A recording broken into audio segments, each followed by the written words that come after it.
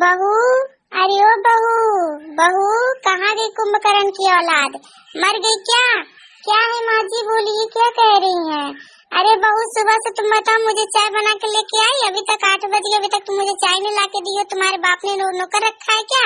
हैं कि चाय नहीं बना करके लेके आ रही है? बताओ कौन बना के देगा? माँ जी आप ऐसा मत किए, मैं अभी आपके लिए चाय बना के ला रही हूँ। हाँ जा जल्दी लेकर के आ चाय, नहीं तो मेरा गला सूखा जा रहा है। जाओ जल्दी लेके आ। ये लीजिए माँ जी, चाय लीजिए, पी लीजिए। अच्छा ये कैसा चाय बनाई है बे?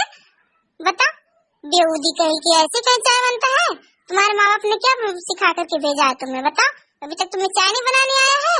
एक तो चली आई मेरे घर में बस ऐसे ही शादी करके, और ना तो दान लाई, ना दहेज लेके आई, ना इसके बाप ने कुछ दिया, बस चली आई मुंह उठा के मेरे वहाँ, मेरे लड़के से को फंसा ली, पता नहीं कैसे आ गई शादी करके।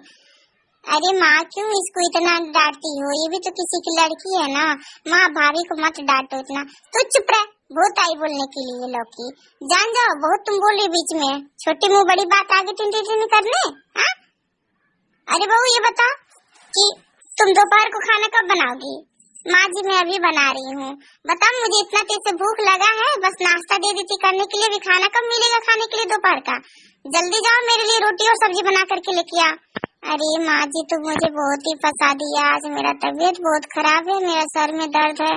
ठीक है कोई बात नहीं, मैं जाती दवा खा लेती हूँ, फिर खाना बना के ले आकर माँ जी को देना है। लीजिए माँ जी खाना ले लीजिए। अरे बहू तुम्हारा ये अभी को टाइम हुआ है खाना बना के लाने के लिए? हाँ मैं कब से बोली हूँ, 2 घंटे से ऊपर हो गया, अभी तक तुम खाना बना करके नहीं ला के दी हो, और अभी को लेके आ रही हो? हाँ मर गई थी क्या जाके? नहीं माँ जी आप ऐसा ना हमको बोलिए, बार बार आप हमें ऐसा ही बोलती ही रहती हैं। अबे तुम मुझसे जुबान लड़ा रही है? हाँ मुझसे जुबान लड़ाओगी? दांत मारूंगी, तोड़ दूंगी, झाड़ दूंगी तुम्हारा, वही बाल पकड़ के खींचूंगी, घिर जाते हुए लेके जाऊंगी बाहर तक, कम वक्त कहीं के। पता तुम्हारे माँ बाप ने यही सिखा के भेजा है, एक तो न दहेज लाई न कुछ लेके आई, और जब देखो तब बस आगे जाती है, बस जुबान लड़ाने के लिए, और बस उल्टा पुल्टा बोलती रहती है।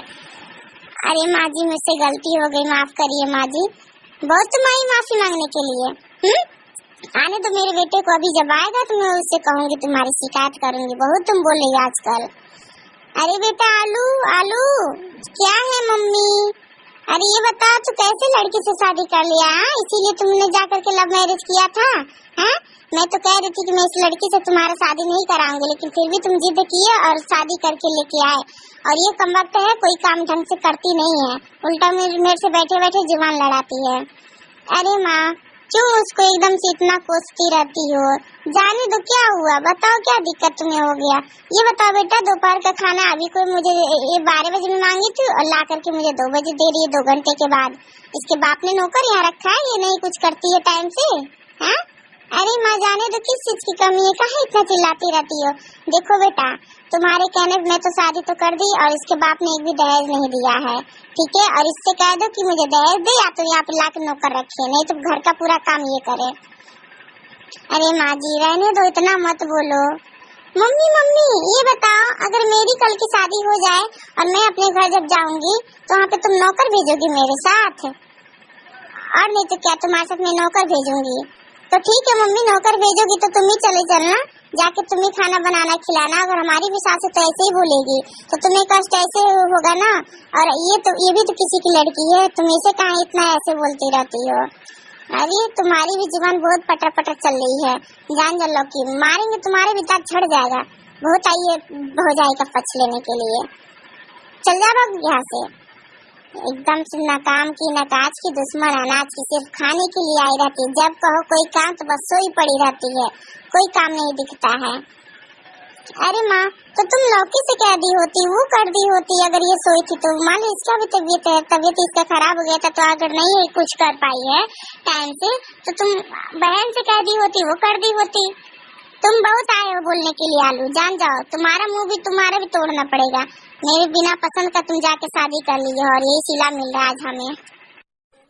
जाने भी दो ना, काहे को एकदम से हाथ धोके उसके पीछे पड़ी रहती है। बताओ वो भी तो किसी की लड़की ही है ना माँ, इतना नहीं तंग करते किसी के भी लड़की को। माँ ये बता, तुम्हारी ही लड़की है जो लौकी, उसकी भी कल को शादी जब हो जाएगी, जब वो अपने घर चली जाएगी तो फिर उसकी भी तो सास ऐसे ही ना बोलेगी उसे, तब तुम्हें कैसा लगेगा बताओ। वो भी तो किसी की लड़की है माँ, किसी की लड़की को सताना नहीं चाहिए।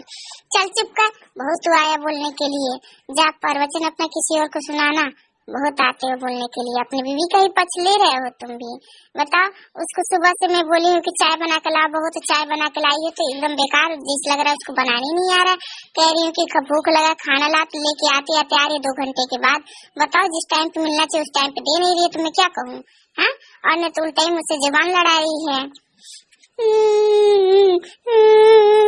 माँ जी मुझे माफ कर दीजिए, मेरे से फिर ऐसी गलती नहीं होगी माँ जी। देखो मम्मी, वो तुमसे माफी मांग रही है, तुम उसे माफ कर दो। अच्छा चल ठीक ठीक ठीक है, जा चल भाग भाग यहाँ से, भाग मेरे सामने से।